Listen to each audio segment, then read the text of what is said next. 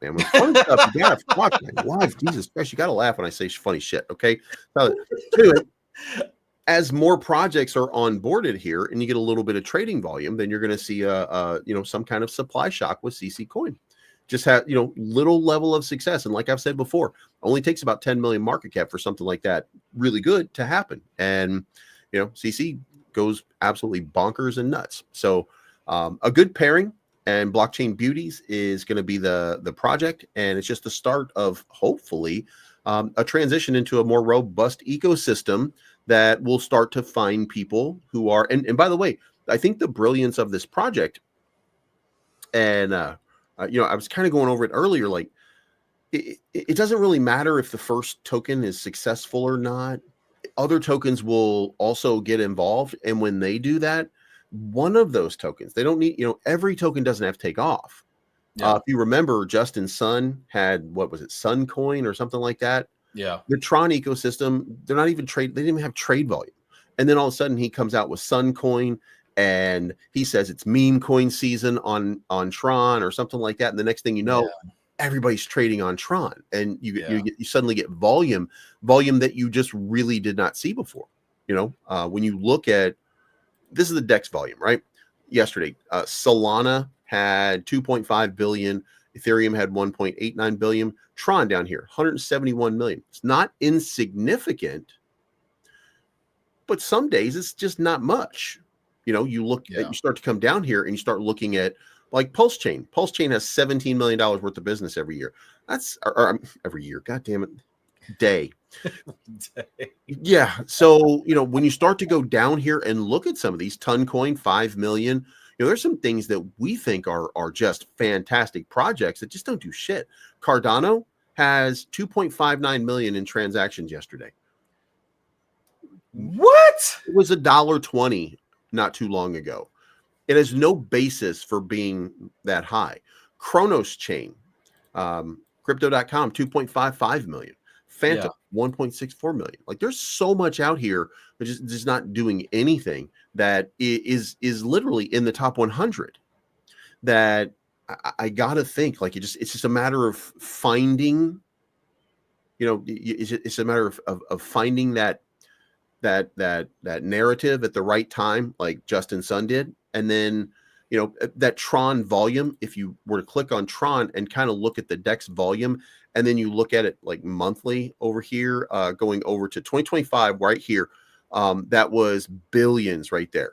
So there's the candle right now under 2 billion for a month. But 2020, as we got to the end of 2025, it was up to over 6 billion for that month. So, there's, you call it, you get a lot of volume, and anything can happen. So CC might have an opportunity to really kind of take off.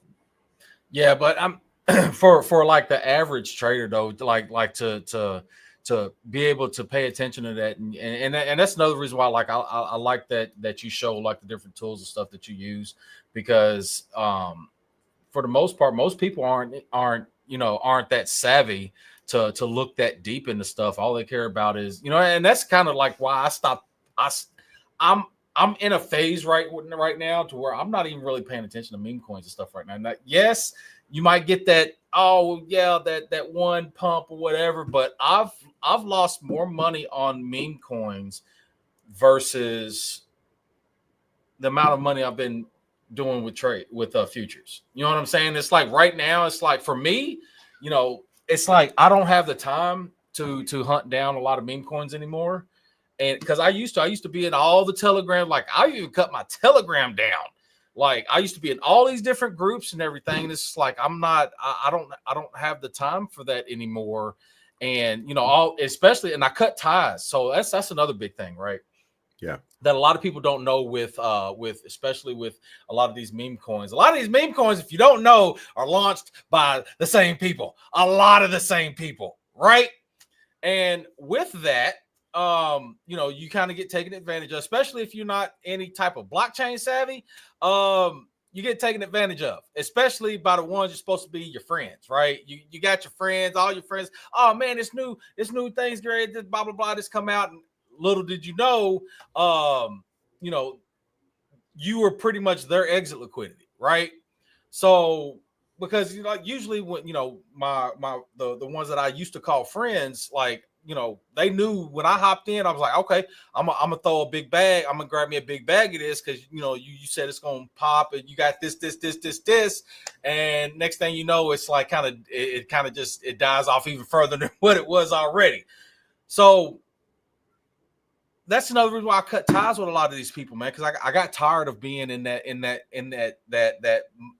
zone of just waiting for that next one to hit. I even CTO'd like myself. I tried to CTO a dumb little coin called Sleepy, right? Yeah. And I was like, man, this could possibly, but dude, I don't have the time to be no dev. I just don't have it. You know what I'm saying? And it could have been something fun at the time.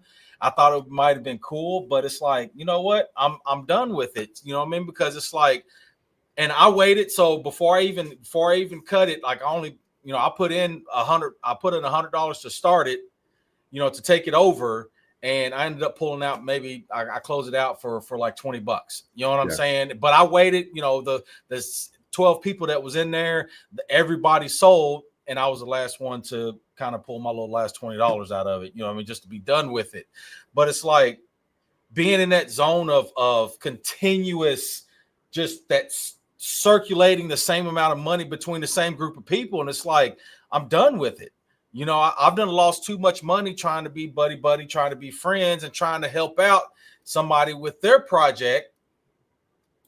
And it's like it hasn't really gained me on. Now, don't get me wrong. There's been quite a few. This was a couple years ago, though, not currently, but a couple years ago, 2-3 years ago, man, it was like all of them, a bunch of them was hitting, even in the down market. Like you'd have a bunch of these little ones that were just hitting for no reason. You might get even a 5x, a 10x, and be happy and be good. But now it's like a lot of these people that I was dealing with, they're just trying to suck everybody they can for all their dollars because they spent it all in the bear market and they trying to scrape and survive and pull money out of your pocket to keep going. So I'm like, you know what? I'm done with it. I'm sticking to my mains, you know what I'm saying? And as of right now, it's just, now don't get me wrong. Like the stuff that you pitch me, I know you do a lot of research on. Like I'm gonna definitely look into CCC token and see what they got going on there because I haven't really paid attention to it. Because like I said, I'm just in that mode where like I've kind of separated myself from that world, because I don't have the time to put into it. Right.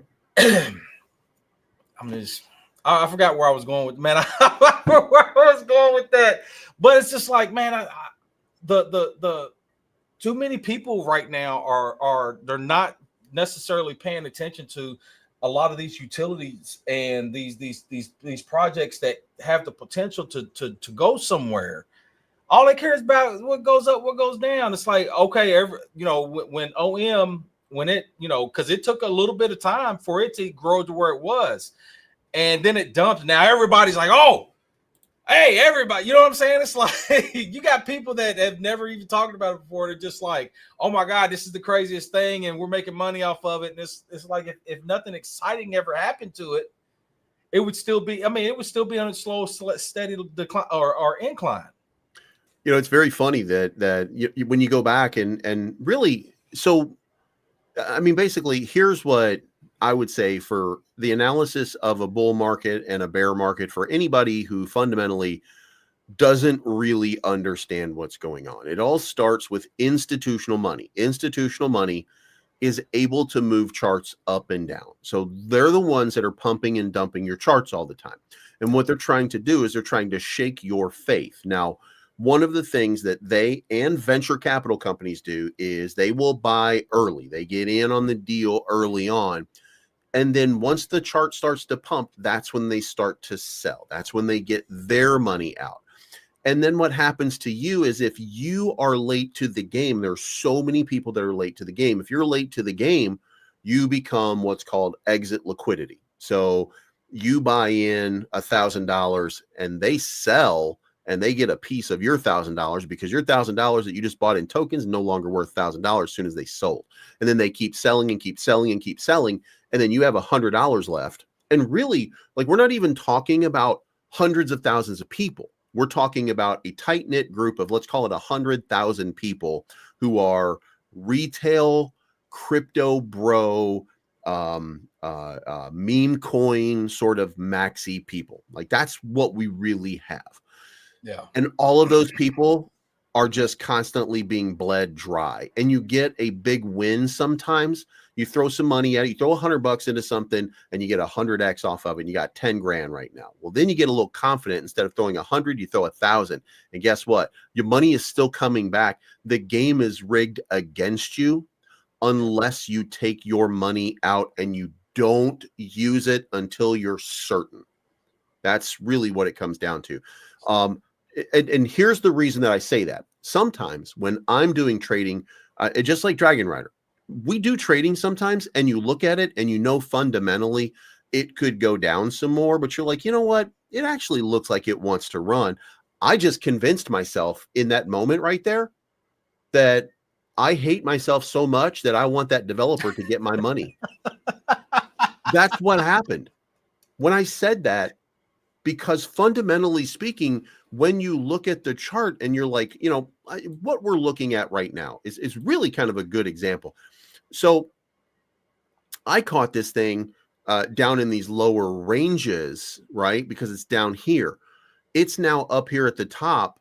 This is the spot where every time it hit right here at $1, and then it came all the way back down to 75 cents. If I had seen that at $1 and recognized that early, then I could have sold and then accumulated 25% more after making a nice little profit on that run up.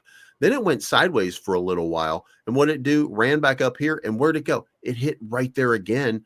And, you know, recognizing those things is what these guys are doing. And they're doing it better than me, by the way.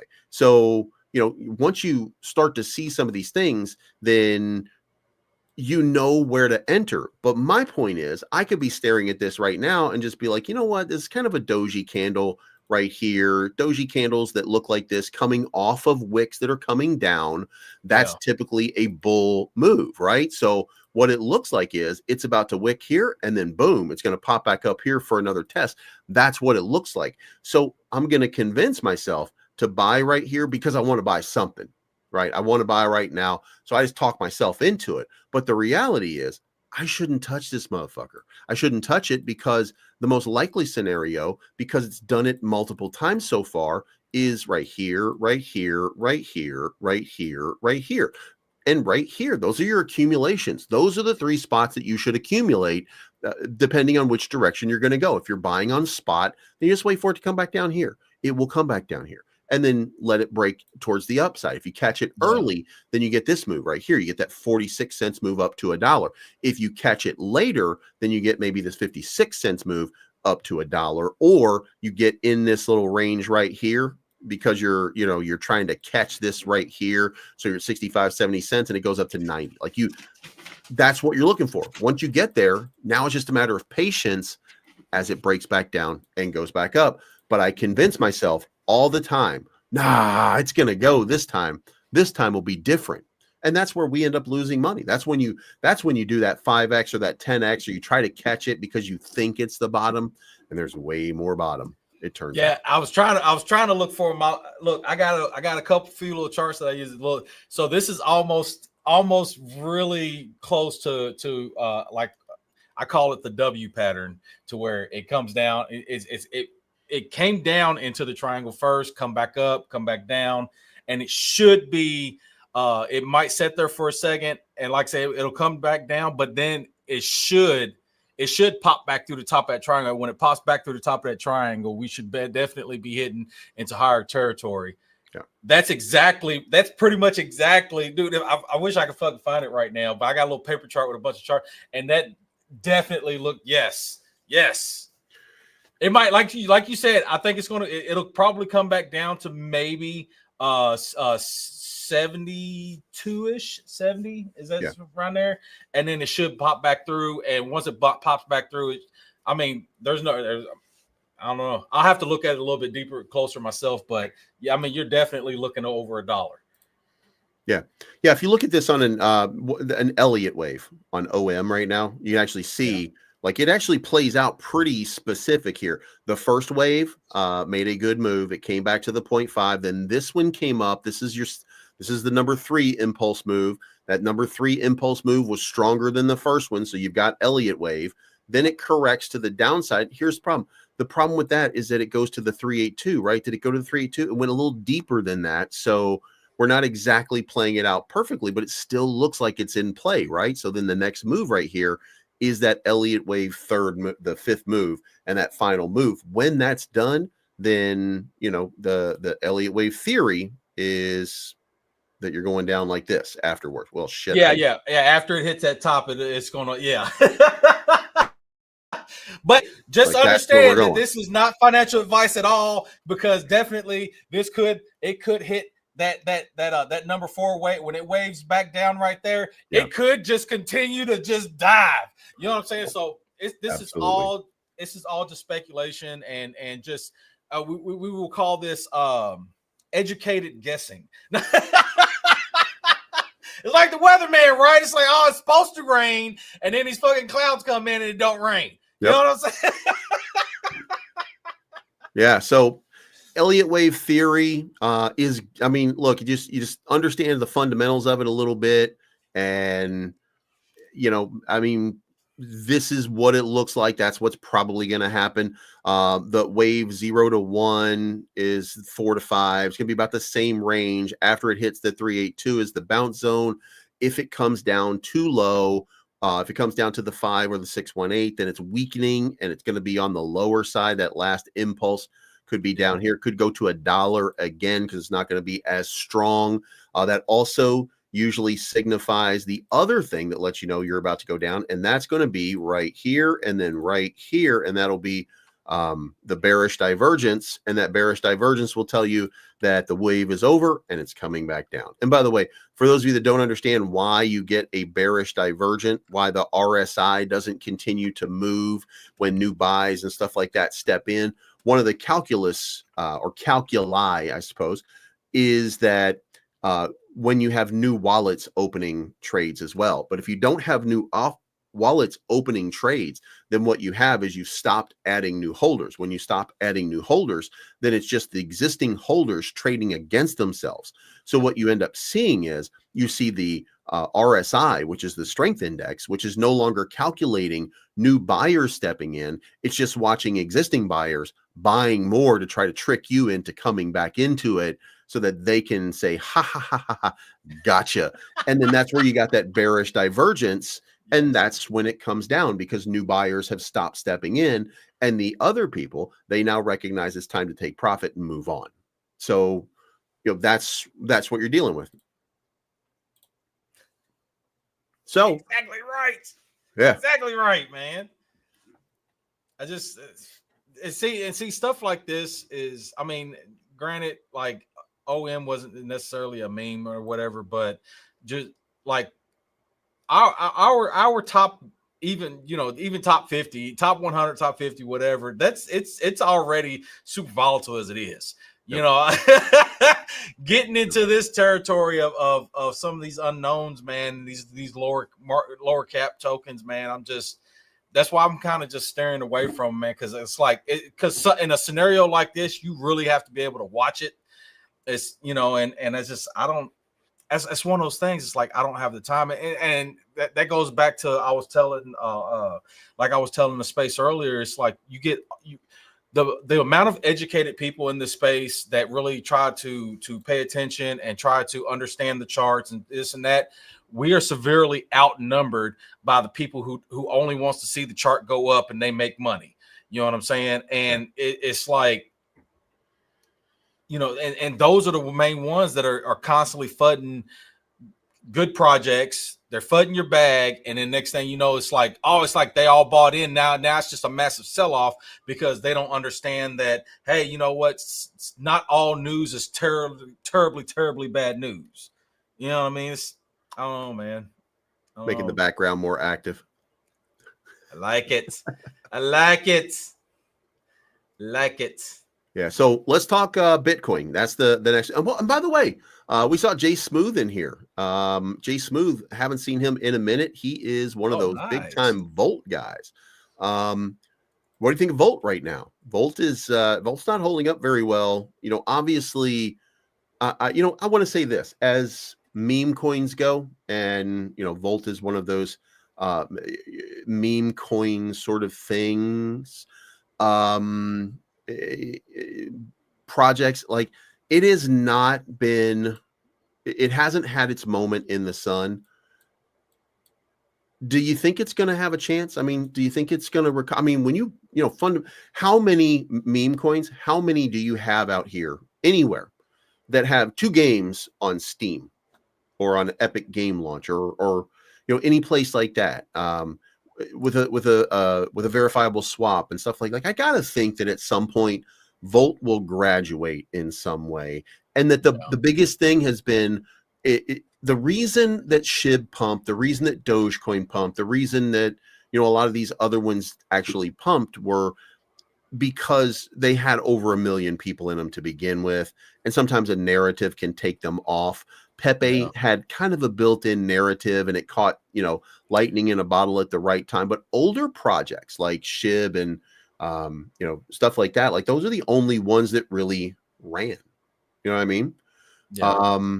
So do you think that Volt in this next market is going to get that exposure? And do you think that it's got, I don't think 50 billion market cap is reasonable. Man, I'm gonna be honest, man. I'm gonna be honest in my feelings, but as much as I have a big, strong feeling for Volt, the Volt Army, man, they're awesome people, man. We're really in this realm of uncertainty. We've already seen, especially with this new administration, we went from everybody being slapped with a fine or being slapped with a lawsuit to now they're kind of just pulling their hands back and saying, you know what, we're taking a step back. We're not filing any more stuff right now.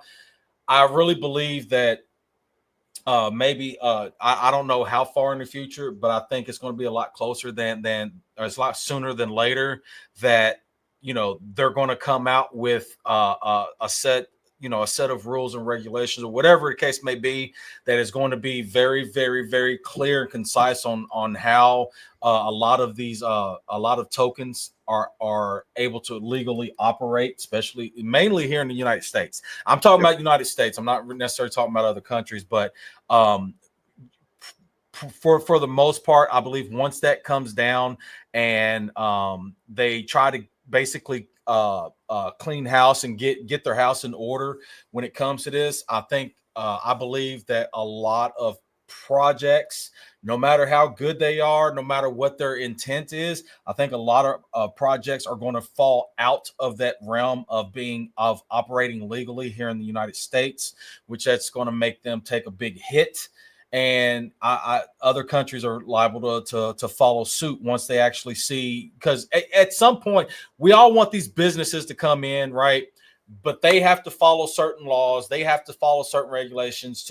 They have to have certain licenses and stuff like that, because you got NFT projects out here trying to get into the realm of mortgages and real estate and stuff like that. You know what I'm saying? So for that to happen, they have to operate legally as a business. And as we all know, there's a lot of projects out there. Ain't nobody been to business school. Don't nobody know how to really run a business. And when these businesses start coming in, they're going to take completely over in how they operate, because a lot of that institutional money that we want to see, they're not going to be hopping in to the meme coins. They're not going to be hopping in to unverified people, because they're going to do the research on these devs a lot deeper than we have. And when it comes to find out that these devs actually have no idea what they're doing or how to operate as a legit business, they're going to take over, and all of that money that we want is going to move into whatever specific. They may create their own token, and everybody's going to end up buying that because they know it's by a verified source. It's by people that are operating legally. They have the proper licenses. They have they know how to compute whatever taxes via different states, because different states got different taxes, different countries have different taxes, and they know how to navigate that realm. Because at the end of the day, hey, as long as taxes are here, you're gonna have to pay those taxes. Wait, hey, look. I need to borrow somebody's kids for tax season real quick because so I can get some of these deductions to get my capital gains. Because, dude, some of the taxes I'm paying right now on especially on my capital gains is astronomical.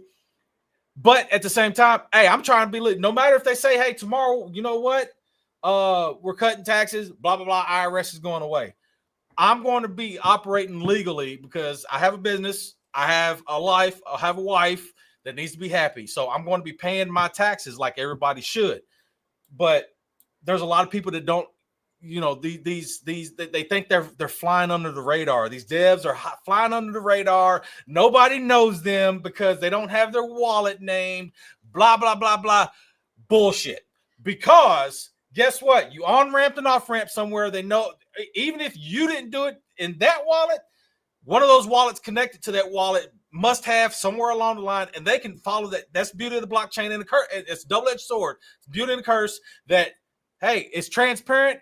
And for that transparency, a lot of these people are going to end up getting caught, snatched up, and they're going to have to pay the piper. As long as we got taxes in place, they're going to have to pay the piper. And if you want to operate as a business in the United States, you got to have the proper licensing. You got to have the proper, you got to cross your T's and dot your I's. And a lot of these people ain't doing that. So we don't know what that's going to look like.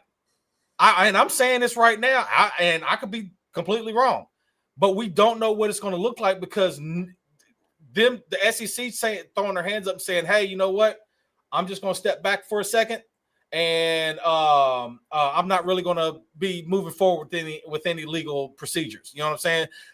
That's not a good thing, in my opinion, because that just goes to show that, hey, you know what? They're going to take a step back. They're doing a reset because they got beat up in the courts for the past few years. They're taking a reset, and they're going to be coming down with something that's with a book. They're going to be coming out with a book, like all these entities are going to be coming out with a book that tells you how you can legally operate as a crypto entity. And I think a lot of these businesses are going to end up going. A lot of these cryptos, and tokens, and even some of these memes. I'm gonna tell you what, a lot of them are going to be in trouble. In my opinion, I could be wrong, but it is what it is. It is what it is. Let's do this. Number one, this guy over here, his wife is out here posting pictures about her new hairdo.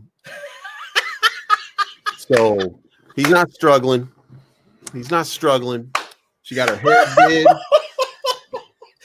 Look. Hey, look. So my nephew posted a picture, posted a comment on that.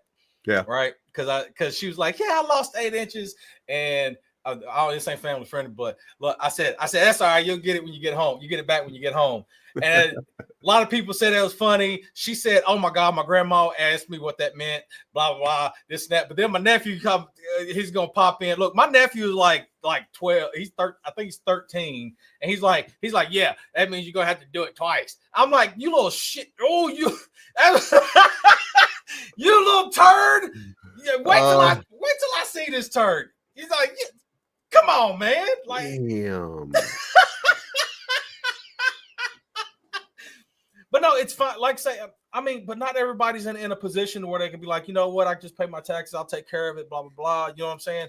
A lot of these people and a lot of these devs ain't got that money because especially if they're developing, they're spending a lot of money on whatever it is that they're developing. They're spending a lot of money. So, you know, it's like, hey, I mean, I love crypto. I'm still in it. I'm still super bullish on the future, but I'm treading lightly right now because we are really in a gray area of uncertainty.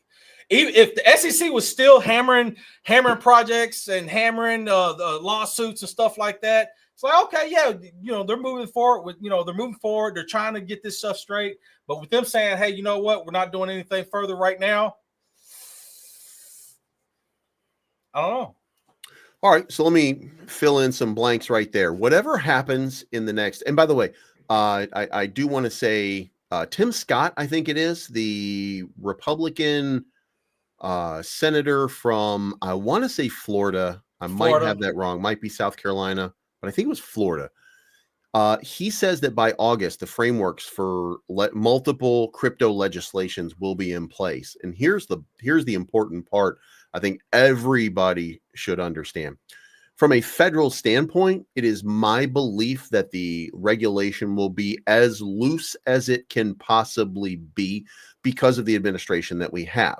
That would favor innovation, and they're going to break some eggs in the beginning to make this happen, because if you want to be the leader and the most innovative nation, and you want to be the place for crypto adoption or the leader in crypto, you're going to have to take some risks. So I think this administration will take some risks.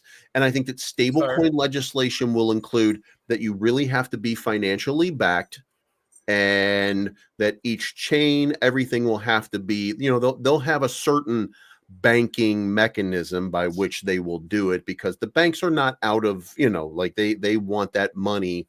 You know what I'm saying? Like we want the safety and security. And by the way, just so everybody understands, I'm not opposed to banks. I think banks are crooks, but they're banks because they're allowed to charge fees because they pay a lot of money to the government in order to make things happen. But the other part is the SEC creates rules, laws, and regulations. The banks that survive, the banks that are out there, all of those banks all have one thing in common. They're willing to do business the way the government wants. So the government trusts them. And that doesn't mean they're not going to make mistakes like Wells Fargo. It doesn't mean they're not going to have issues, concerns, and problems, but it means that they will do business better than these other guys. That's it. And that's not a conspiracy. Wait. Wells Fargo wasn't making mistakes. They was literally creating new checking accounts for you. That ain't no mistake. They was committing some straight fraud. Yeah. But the point is that they, those are the companies that the U.S. government will trust the most when it comes down to being able to figure out what's going on, to regulate effectively, and to manage the financial processes and concerns that a bank might have. So I think that they'll be in that mix somehow, but I think that the regulation will be very much in favor of cryptocurrency, and freedom. Now, I shouldn't say cryptocurrency. It will not be cryptocurrency. Cryptocurrency doesn't get the favor. Freedom gets the favor with this administration. So there'll be a little more freedom than you would have if a Democrat was in charge. Remember, right now, Democrats want to protect you.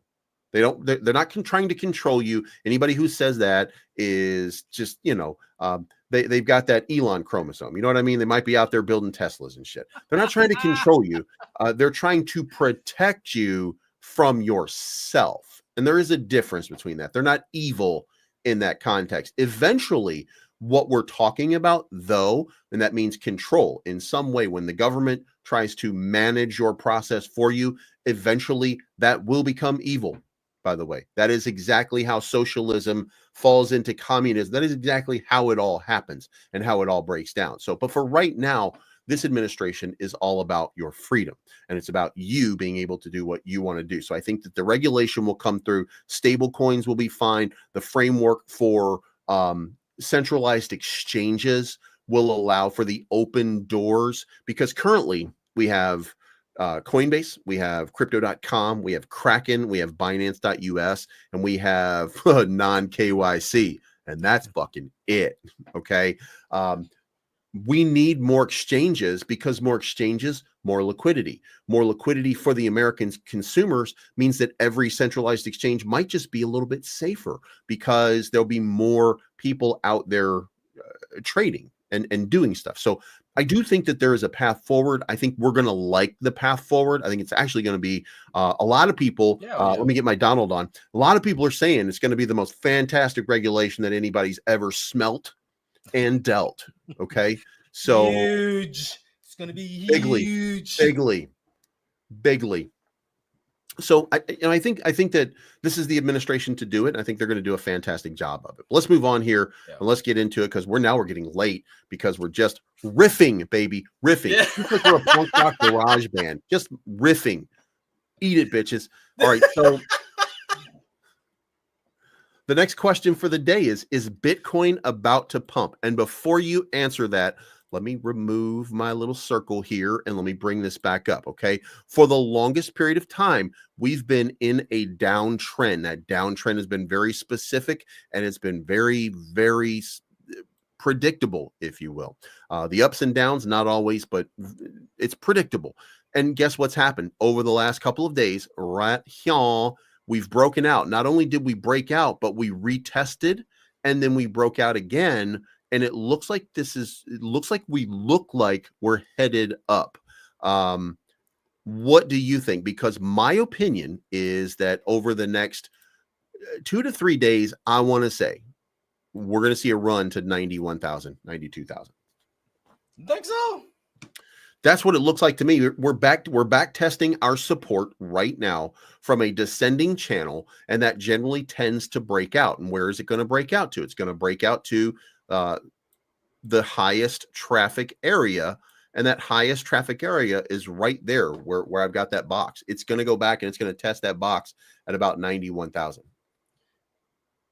I don't know, man. To unpopular, I mean, as much as I would love to see going back up, I still have I don't know. I still have my target of 68K.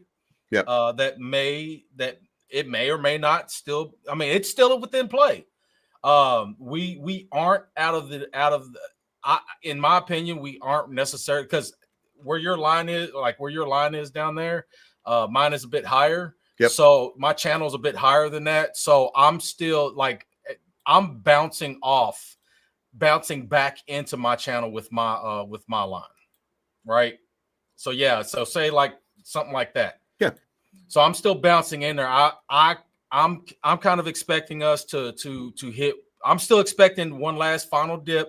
Or not financial advice, it's my opinion, but I'm expecting maybe one more dip.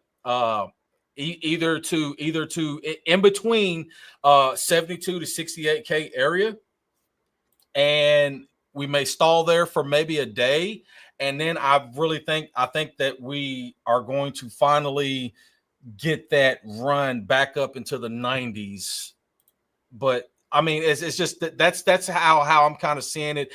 Some of it's just going off of just a little bit of TA. Some of it is my gut feeling. And it's just with how manipulated the market is right now. And I mean, we can use that.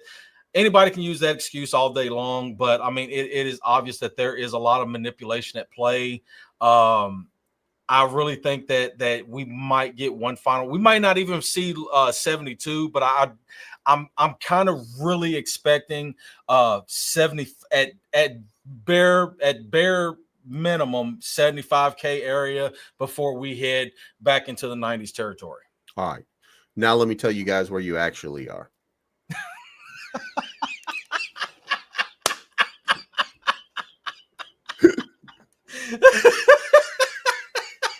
Okay, so let me, and I'm just going to point all these things. I'm going to point all these things out. Okay. And this right here was the top of global liquidity flow.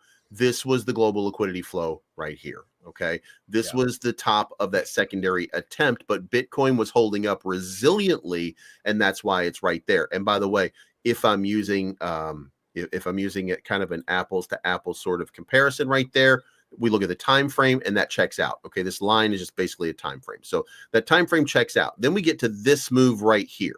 And it's this move right here that had me the most messed up. It's that little double top in liquidity flow, which ended up being right here. Now that you will see from this means that everything got a little bit longer. Donald Trump has thrown a spanner in the works. So we add about a week to the distance here of global liquidity flow. Now, what happens after this? We get this plateau level and a spike as we come down here, right? So what happens here? We get that spike and we get this little secondary bounce up to make a move, and that comes in like right there, right? Again, we look at it from a time standpoint and about samesies right there. So then that puts us into this final little space right here. And the final little space right there says that we've hit that spike right there, right here. Now, it could have shortened, and that could be this little, that could be this little spike right here, right there. And this little downward movement right there is we're done and we're on our way, because again, money flow does come into this market whether we like it or not. Now, the question is, I got to erase a little bit of this bullshit because now we're on this question. The question really in my mind is what you said. Do we have another dip down here and test this level one final time? Is this little move right here, this right here? Or is it this right here? Because if it's this right here, we're actually correcting for a day or two, and then boom, we got another big move coming. I am of the mind at this point that we're in this cut right here, and that this right here is about to boom again, and we're about to come up to this level, and that we're going to see a big, big move. And that's where 91 comes into play right there. I expect that liquidity to flow very rapidly into this market over the next little while. And by the way, when I look at because I know what you're talking about, and I knew what you were talking about when you were saying that your chart was a little bit higher because you're touching a couple of wicks. But I would argue that if you come down into this range, you're touching far more wicks. And all of a sudden, when you just consider that a lot of that move was just overshooting the landing a little bit because people were getting into a frenzy of buying, then I think I think everything is a little bit tighter than that, and has been a little bit tighter, because look how many times when we calculate that, you had 1, 2, 3, 4, 5, 6 touches, right? I've got 1, 2, 3, 4, 5, 6 touches in the first 6 days. Yeah. And then 7, 8, 9, 10, 11, 12, 13, 14, 15, 16, 17, 18, 19, 20, 21, 22. We got 22 touches under this one, which I think is probably a little bit more of a firm reading. Not necessarily that it means that we're actually breaking out, back testing, and we're going to have a breakout. But if I'm looking at it objectively like that, then that's what I come up with. That's the trend line seems to have been broken. It seems like that real trend line has been broken, and that now we've got that opportunity for a breakout. That's my opinion anyway. Yeah, it's very, I mean, it's very possible, man. I mean, I'm just, especially with all of the breakout fake outs that we've had lately. I mean, it's just one of those things. And I don't know, in my, like I say, I'm one of those guys. I'm like, I go half TA, half gut. And you know what I'm saying? It's like, it looks beautiful. It's super bullish. We should be headed into higher territory, but I just got this inkling that, man, I that's why I say I still have, you know, the range of maybe 72 to 68K still in play. Let's close this out with one last one, and this is going to be by request. We've got Devi. What is going on with Devi right here? Devi. I just put a link out with I got my Devi link available now. So if you sign up, or if anybody else, you know, any of you guys sign up at my Devi link down below, Dev Exchange, there is a founders package that you're going to get. If you sign up immediately and complete the task, you're going to get a founders pack. I don't know what's in it, by the way. And then you're going to get some experience, which that'll be something for later. And then you're going to get tickets, like raffle tickets and stuff like that. And it's an opportunity for you. We're going to be the liquidity providers for this ecosystem. And to me, this is probably not the most, but one of the most slept on projects in all of crypto as of right now. And it's because people are, you know, a little freaked out because of, you know, all of the other stuff that's been happening over the years in big partnership sort of deals. So Devi has a partner, which I think to be NASDAQ, but can't say for sure because I don't know. However, if it is, then it's going to be game changing for this ecosystem. So what is your price prediction, Dragon Rider, if that happens? I apologize. I went ahead and signed up. I said how high are you right now? Anyway, I said, so we're in a descending wedge. For most of you, just to understand, where we are is that is a descending wedge. That is not a good look. That's coming from the top. This actually means the way that this is playing out right now, that the most likely scenario is a move down to a place of retest. That place of retest right now is 50 cents, which you saw a strong buy right there. Okay. So the next impulse move, if we go down, if that breaks out, is 50 cents. However, what if we get some kind of announcement for some big news? And what if it's NASDAQ? What do you think would happen if it were actually NASDAQ? Tell me what you think what's your price target that if DevE does announce that they are partnered with NASDAQ, one of the largest fintechs on the planet, what do you think the value of this it's a token right now, but it will become a coin probably around the time of the announcement. What do you think this coin will be? Where do you think it's going to settle, or where do you think it's going to spike to? Go for it. It really depends on a lot of the news that is going on around that time. As long as that news isn't overshadowed by something else, let's say Bitcoin going crazy or something like that. As long as the news doesn't get overshadowed, possibly, like I say, and this is, I'm going to be very, very, very, very reserved, simply because of my statements I made earlier, as far as whatever rules and regulations are going to come down later on this year, maybe this year and next year, whenever it comes. That's when a lot more money is going to be poured into a lot of these different and smaller cap coins and tokens. So I'm going to be very, very reserved on that. I would say maybe $1.50-ish area, maybe. If we do go back down, you're very on point. Maybe 50-ish territory, 50 cents, 60 cents area. Maybe hang there for a little while and come back. Maybe come back up to maybe 80. But it's I'm going to be, like I say, I got to be very, very reserved on that, because, like I said, we may come out with something. There may be something that comes out very, very loose, whatever laws and requirements that exchanges and such are going to need to have.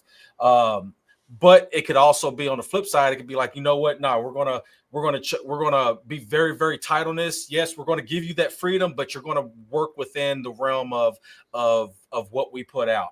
And simply for that, I'm just going to be very, very reserved on any news announcements. You know what I'm saying? Now, if it doesn't get overshadowed, we may possibly maybe $2, but I'm definitely thinking I'm maybe until something really comes out, and especially until like these institutions really start throwing money into a lot of this different stuff. I think it's going to be. I don't think it's going to. And I'm just trying to be realistic. I'm not trying to throw shade or FUD anybody's bag or anything, because I got a bag too. So I'm not FUDing the bag, but I'm trying to have a realistic expectation on what may or may not occur in the future. What I'm going to say is, I think it immediately becomes a top 100 because Really? well, here it is. How many companies are partnered with NASDAQ right now? Nobody. There's no fintechs. There's no real fintech partnerships out here in this ecosystem and in this space. The fact that NASDAQ is the name that it is, and that it runs its own stock exchange for tech stocks, stuff like that, it means that it is the Learjet, if you will. Like, this is the G6. This is the big deal out here, right? And currently, DevE is at 60.8 million market cap. Yeah. It is my belief that it instantly becomes a $1 billion property. And at $1 billion, and by the way, it could spike a lot more. It could actually get a little bit of wind behind it, but we should recognize that it is a monstrous achievement when you get to $1 billion, and generally leads to a massive sell-off, because 1 billion is a magic number. So from $1 billion market cap, maybe down to 500 million, like a catastrophic dump will happen from that point, but you'll be way higher than you were before. But anyway, $1 billion means that the price would be, again, right now, this is where it is. We're looking for it to match up with a billion market cap project to get into that top 100. And that's going to be Optimism, or Jupiter. So if we were to compare the price of DevE right now, and again, we're using what I think is the good number. Jupiter is exactly 1 billion right now. So that means that the token price would be 17x, or about $11.53 just to get there. And if $11.53 DevE does not change your life in some appreciable way, you don't have enough to begin with, in my estimation. But also, we should at least consider, if you get a 17x off of something that you've got $1,000 in, but you got $17,000 now. Yeah. You know what I mean? When it does what I said it was going to do, which is go back down to the 0.5, which means it's going to retrace from $1 billion down to probably 500 million or something. Put that money back in and buy it again, because here's the other part. It's going to continue on. Now, Roger's not exactly an insider, but he went to Paris with the team.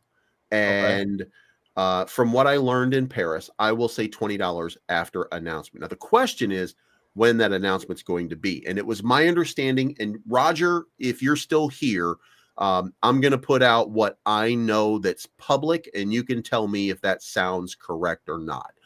What I heard was that there are two pieces that have to fall into place before the announcement can happen. One is the license for an exchange or a business license in Switzerland has to be approved. And then the other thing is the license for an exchange in the United States also has to be approved. Once those are done, and this is not a secret, by the way. This was in an open chat. But it's my understanding that once those two pieces fall into place, that there is a joint announcement that has already been prepared. That's like, we're literally at the point where it's ready to go. It'll just be up. I mean, you won't put out, if you did the update, if you did your announcement a month ago, like, you're not going to use the same announcement. You're going to look at it and see if the times have changed a little bit. So they'll revisit it. They'll get it ready again. And then you'll see that announcement. And it is my belief, first of all, institutional money is going to be in first, and it's going to go absolutely crazy. Right. And then retail money comes in. Now, and Matty B says this. He says, he tell to us announcements, but never have it happen 3 months. I don't know what the fuck that means, but I know that those are in English. So I'm going to think what he says is, he keeps telling us that there's an announcement coming, but it hasn't happened in 3 months.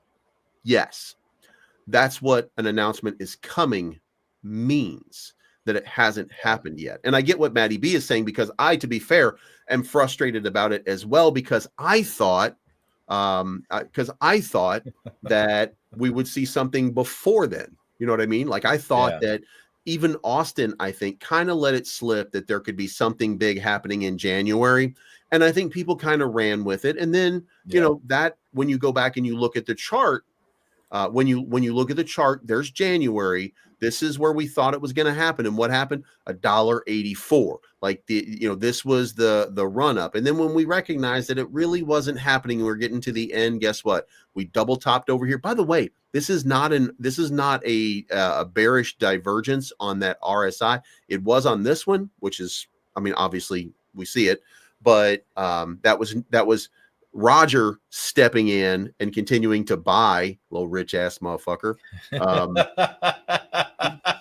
You know what I'm saying? Anyway, so I think a lot of whales were continuing. We're continuing to accumulate right here, because they knew they were insiders. This is insiders thinking that they know, and they're going to front run a massive pump when that announcement is made, because nobody knows about DevE out here broadly. Just, a certain sect of people. They're not discovering it yet, but they will discover it when the timing is right. So then we had this downward movement, and now I think we're I think that, again, I think we're about to break out here. Matter of fact, there could be a test at 50 cents if there's not something forthcoming that's going to, get the existing investors. And by the way, there were 10,000 investors at one point, and now on Dex Screener, I don't know if this thing works the same way as Dex Tools. That's one thing that I forgot about. But if we look at DevE, there were exactly 10,000 holders. And where do I find number of holders on this? God damn it! I don't like Dex Screener. I don't. You know what? I was moving on from Dex Tools because Dex Tools, I'm just over it at this point. Anyway, there was 10,000 holders, and now there's, you know what? Wait a minute. How do I get to, no, how do I get to Etherscan? Should have been up at the top. There we go. Explorer. It's not the Pair Explorer. It's this Explorer.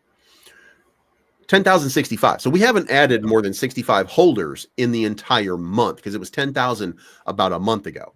So new buyers are not right now stepping in. So if we get a pump, it's going to be off of existing buyers at this point. But then, we get an announcement and then a whole bunch of new people are going to step in. But yeah, like, I mean, Maddie was, Maddie was right. Like, we've been saying it for 3 months now that this big thing is getting ready to happen. And we do believe that big thing is going to happen.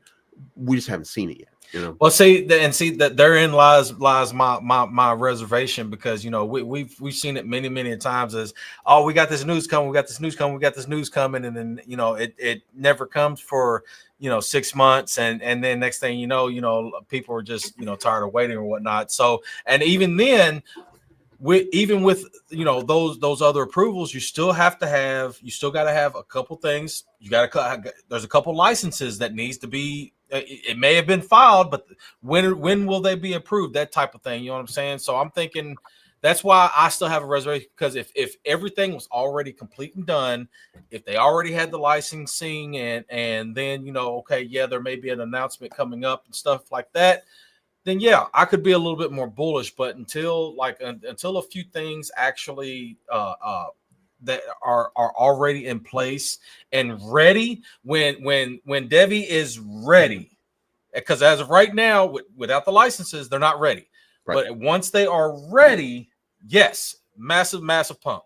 And here is, I think Roger, and this is where I think a lot of us were kind of, we had our hopes and dreams on Paris Blockchain Week that maybe we were going to see,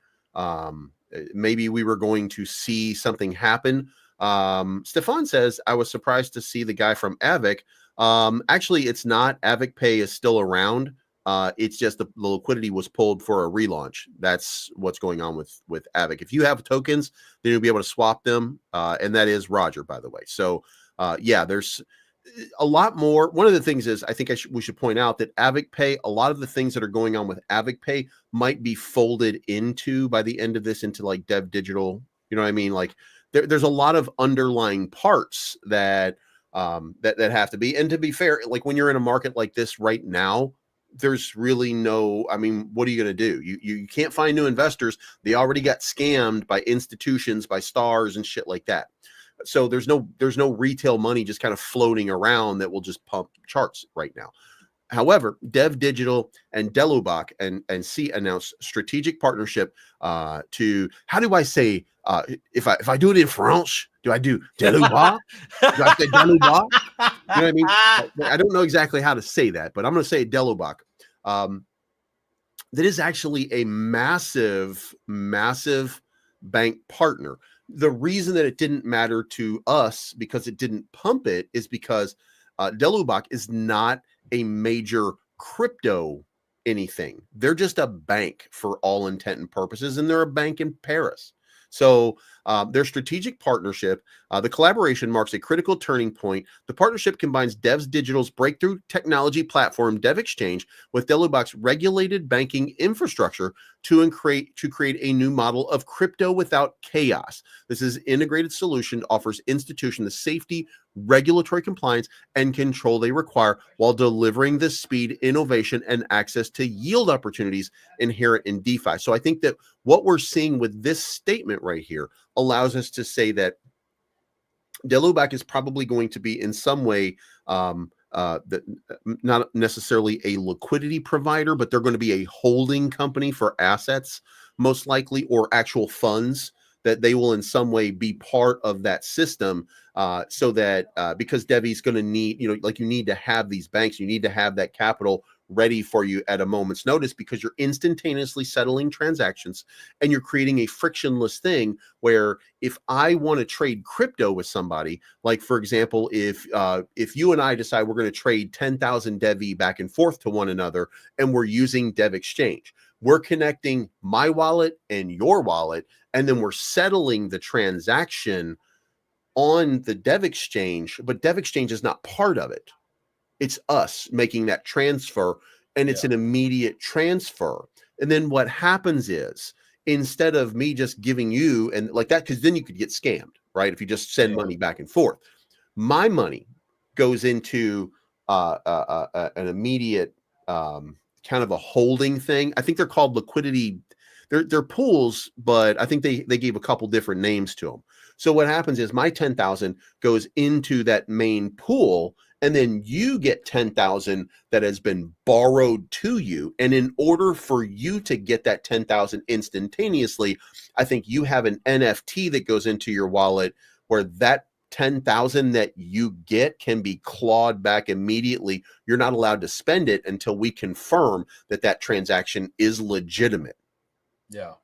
So there's a method by which, and I guess I might be making this thing out to be way more weird than it is, but that's, I think in my understanding, that's exactly how it was going to work, that there's a holding company. Well, I think that Delubac becomes that holding company, and they already have the necessary licenses, and they meet all of the requirements that are out there to do something with. Like, I think that that is fantastic. So then Ray says, for too long, DeFi has been out of reach for most of the financial world due to issues with volatility, security, and compliance. Together with Delubac, we've created a pathway that allows banks, asset managers, and other institutions to safely engage with digital assets and DeFi products for the first time with zero counterparty risk, private key reduction, theft protection, and real-time settlement. So let me take one more piece here. Let's just say that Avic Pay, which is the project here that Stefan's talking about. So let's just say that we want to buy some Avic Pay, right? Well, we don't have any Avic Pay on Coinbase. You can't buy it unless you're in DeFi. And that's prohibitive because there's a learning curve. Well, guess what? Yep. I can take my wallet and I can attach it to Dev Exchange. You can take your wallet, attach it to Dev Exchange, and we can trade Avic Pay without having to worry. Like, we've just simplified trading in a safe environment where neither one of us is going to be able to scam the other party. And by the way, when I say that, don't think that we are perfect. Don't think that Devi, and by the way, I should say, I keep saying we, I am not partnered with Devi. Okay. But I'm a big fan of what they're doing, and it is my belief that something like this is going to change fundamentally the way we transact with crypto, and it's just a matter of time before that mass adoption and the safety that we've been looking for in crypto becomes a reality.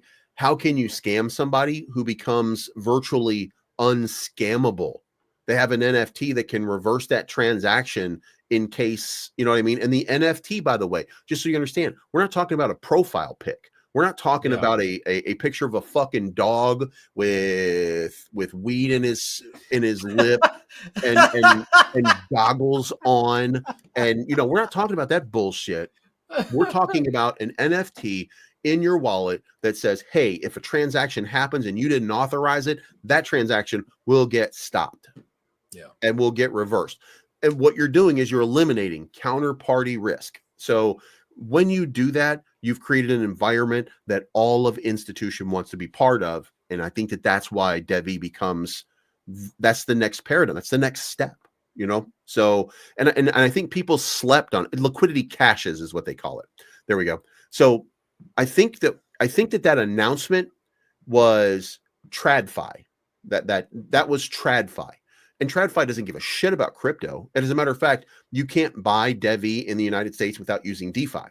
You can use MEXC. You can use what's the other? There might be OKX. Neither of those are in the United States.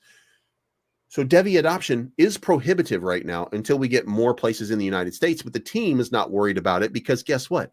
You want to buy the goddamn token? Come to Dev Exchange. You see what I'm saying? So that's why things are, I think that things are going in the right direction. Things are moving the right way. I understand. I wish that it would have changed fundamentally. I wish we would have gotten that announcement. I wish we would have gotten that $10, just so I could take out, like I said, I'm going to take out like 2,000 Devi. I got a bunch of Devi, but I'm going to take out 2,000 Devi at $10. That would be about 20 grand. Pay myself for a couple weeks. You know what I mean? By the way, motherfucker, that is not my Bitcoin thing in the back of your. I didn't give you. Did I give you that? Did that? God damn it! You got the same one I've got. You know right here? Yeah. Yeah. I the same.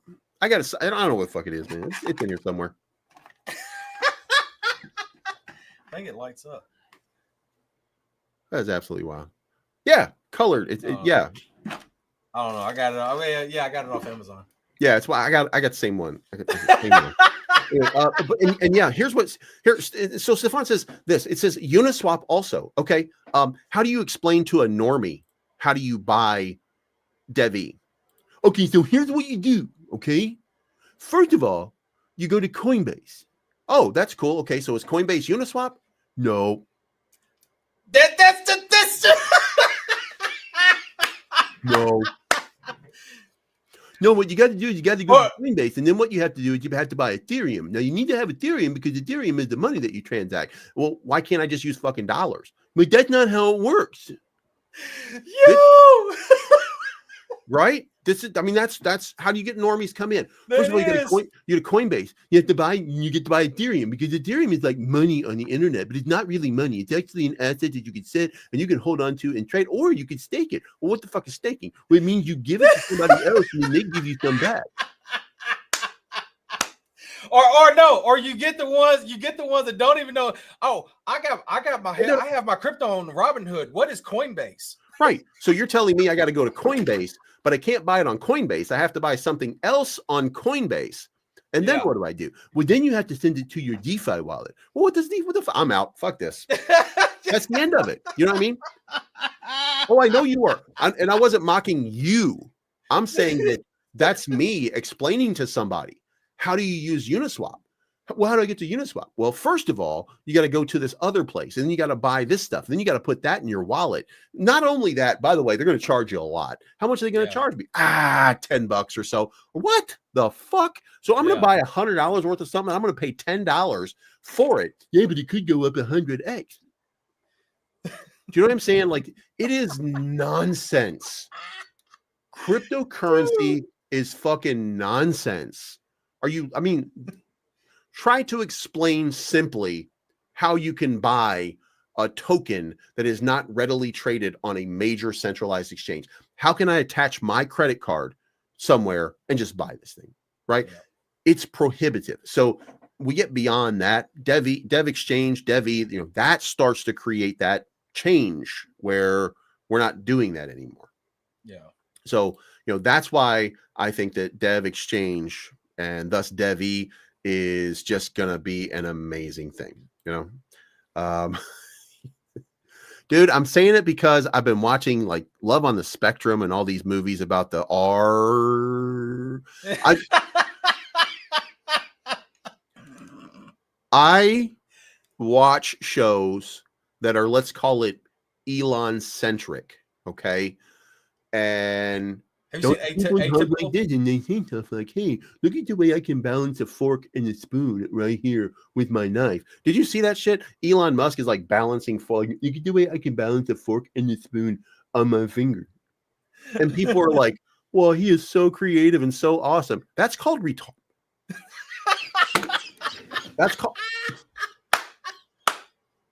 That's not called awesome anywhere. And then Elon Musk is like, no, but seriously, look, I can do this. I can do this. It's not even moving. Like, I can do this. And they're like, and you impregnated Grimes? And Amber Heard? What? Do they know? No, they don't know. They think that I'm fine. You know what I mean? Yeah. Whew. Man, Hey, but speaking of shows, have you seen Atypical? I've seen of it, but I haven't seen it. Oh yeah, you gotta watch it, man. I think it's only like 2 or 3 seasons long. I think it's pretty cool about people on the spectrum and how they react to it, trying to live a normal life on the spectrum and stuff like that. That's why I watched that Love on the Spectrum. It was about people dating. You was telling me about that. Like the first episode. Like the first episode, this girl, she goes out on a date, and this guy's like, I think I love you. And she's like, I love you too. And she's like, you want to kiss? And he's like, yeah, I want to kiss. I'm totally wanting to kiss. You like John Cena? How do you feel about boobs? You know what I mean? Like, he's just going off here. And she's like, yeah, we should kiss and stuff like that. So then they kiss. And she goes back home. And she's like, I got to dump this fucking guy. And I'm like, oh my God, it's the first date. I'm just not feeling him. I'm just not feeling him. It's just fucking wild, man. That is so awesome. Matter of fact, I'm gonna make me a milkshake. I'm gonna watch that show. And these people, they introduced this guy. I think his name is James, and James is like a super villain. James will say like, they will say like, James, have you had any success in the dating pool? And he goes, well, not yet. Yes. Not yet. Yeah. I will have. Yes, I'm going to have it. Like, and look, and what they do is they make these announcements and they know they're doing it. And it's ridiculous, and I'm there for it. But they say stuff like, meet James. James likes Hot Pockets and rulers. And he thinks that John Cena is awesome. And then they just sit him down with some other chromosome-ish. and then they're like, you know, you guys start dating. And they're like, I like pie. Do you like pie? No, I don't like pie. Okay. One time, this dude goes to a date and he sleeps on he lays his head down because he's nervous. And she's like, are you okay? And he's like, it just makes me nervous when I'm here with people. So I'm just going to lay my head down so that I'm not nervous. And she's like, oh, I can make babies with this guy. Come on now. It's wild. It is wild. And here's the funny part. The funny part is not them. There are things that they do that are hilarious, which you're just going to snicker at and stuff like that. They really, I mean, you know, and I feel bad. Maybe I don't feel bad. I don't have a conscience like that. I don't give a shit. But the point is, you care about these people by the end of it. There is a kid on there named Connor. And like, man, you want nothing more than for him to find somebody that makes him, you know, whatever better. Yeah. And then there's like couples and shit like that. And man, like when you see these people together, you're like, you know what, they're made for one another and stuff like, you know, you find happiness. Yeah. And that's what it's all about. You find happiness on this show. Like, these people are just, you know, they're awesome. They're fucking awesome. I see why Shane Gillis, first of all, looks like that. And number two, defends like Down syndrome and stuff like that. I mean, these people are, they're awesome. They're not as awesome as John Cena, but they know that. They know that, by the way. But you know, they're like, it's just a fantastic show, and you know, they're great people. I'm serious. I'm gonna make me a milkshake, and I'm gonna watch. I'm sorry, I can't help it. You think John Cena's watching that? Dude, oh man! Hey, big shout out to Maddie, man, because hey, Maddie be throwing you some zingers like on a regular. In the middle of one of the episodes, they get some guy on there with like Down syndrome, and they're like, and he's like, and they're out on a date, and she's like, "So what are you into?" And he's like, "John Cena."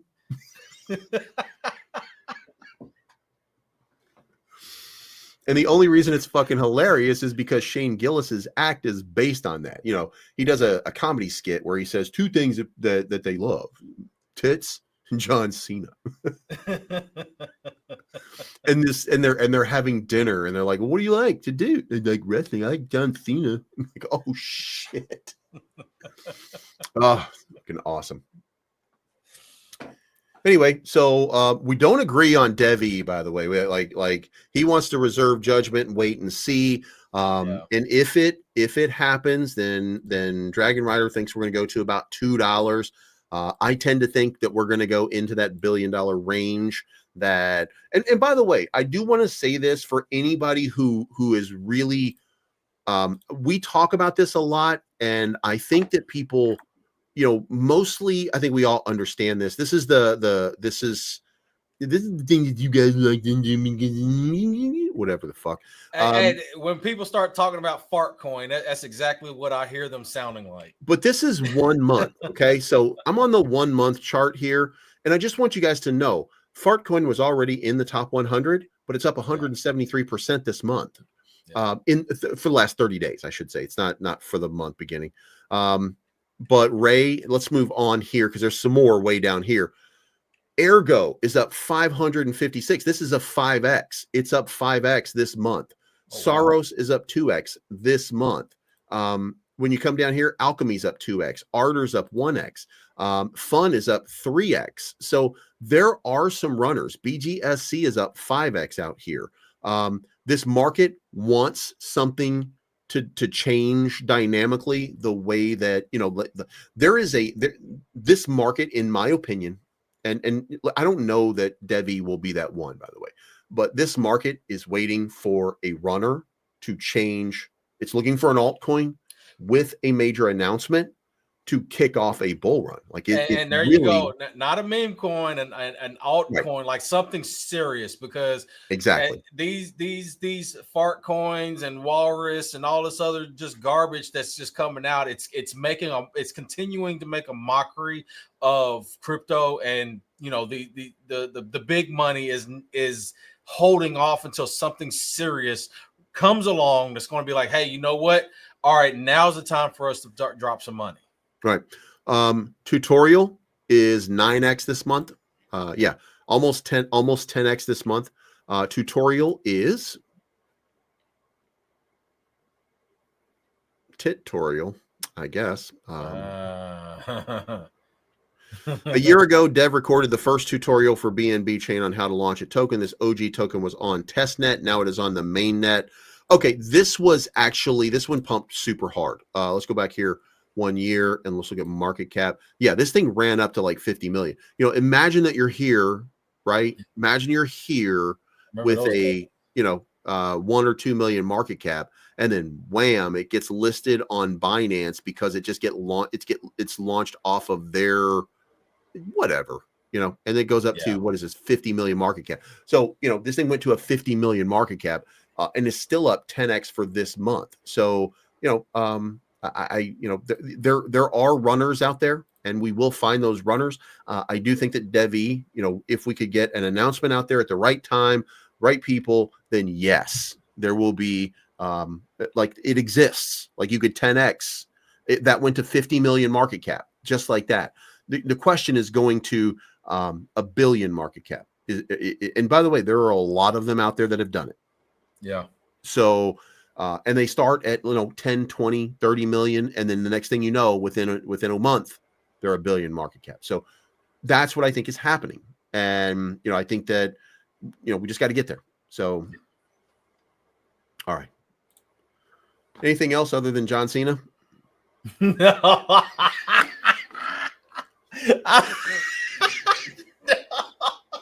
Hey, look, keep yourself safe, keep everything. Hey, look, if you are going to be out in Vegas for the Bitcoin convention, keep an eye out for Bleeds, old Bleeds and Dragonrider. You get, hey, we like to shake hands, kiss baby. I don't know about kissing nobody's baby, but yeah, we like, hey, come out and see if you're going to be out there. Hey, it'd be a nice time. Come shake our hands, man. It'd be awesome to meet some of these people that continue to support us and have been supporting us for a very long time. Even if you're a new supporter, guess what?